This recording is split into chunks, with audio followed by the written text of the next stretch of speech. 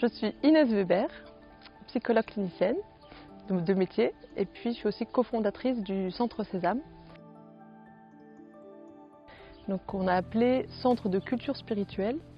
En fait, c'est beaucoup plus modeste que ça. C'est un lieu où on propose à tous les chercheurs ou chercheuses de sens, toutes les personnes tout simplement aussi qui se posent des questions de fond qu'on a tous en commun, en partage, en tant qu'être humain, sur le sens de la vie, sur pourquoi y a-t-il quelque chose plutôt que rien, sur tous les grands thèmes universels qui nous intéressent, l'amour, la mort, la paix, enfin voilà, tous ces sujets-là. Eh bien, on propose ce lieu pour nous rassembler et prendre le temps. Prendre le temps de la réflexion, de la méditation et aussi de se tourner vers les héritages de sens des différentes traditions de sagesse de l'humanité pour aller puiser des inspirations pour nourrir notre réflexion. Voilà. Donc la particularité du Sésame, c'est d'être un lieu où toutes les questions sont ouvertes, où tous les livres sont ouverts, sans exclusive, et où on ne va pas donner de réponse. Souvent les gens repartent avec plus de questions qu'ils n'en avaient au départ.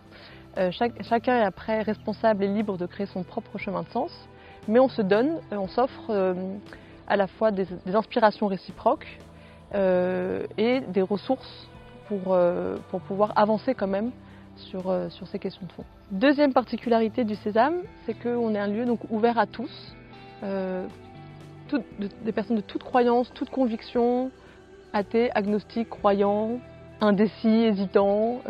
C'est vraiment un lieu de fraternité sans frontières, justement.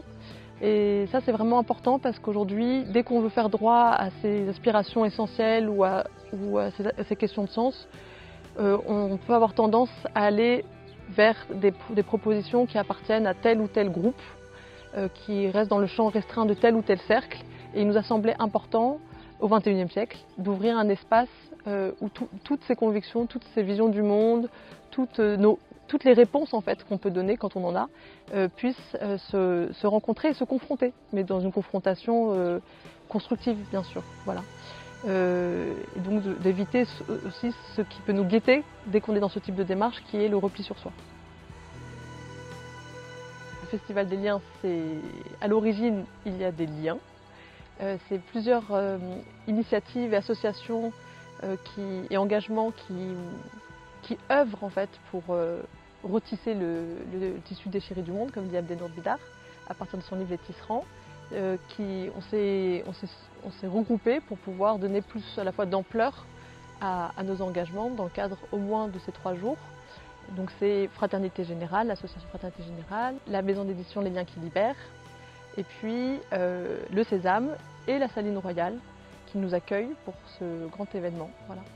Et on a choisi ce thème des liens dans une époque et un moment où on trouve que c'est évidemment nos liens qui sont le plus en souffrance et que la mère de toutes les crises, avant d'être politique, économique, existentielle, eh bien, provient, ou peut-être le point commun de toutes nos crises, c'est d'être une crise des liens. Et on s'est dit que c'était un thème que chacun pouvait se réapproprier, qui était de façon à notre portée, et en même temps qui nécessitait quand même d'être réfléchi et pensé au deux sens du terme, P-E-N-S-E-R et P-A-N-S-E-R, c'est-à-dire soigner. Voilà. D'où cette première édition du festival, j'espère qu'il y en aura d'autres.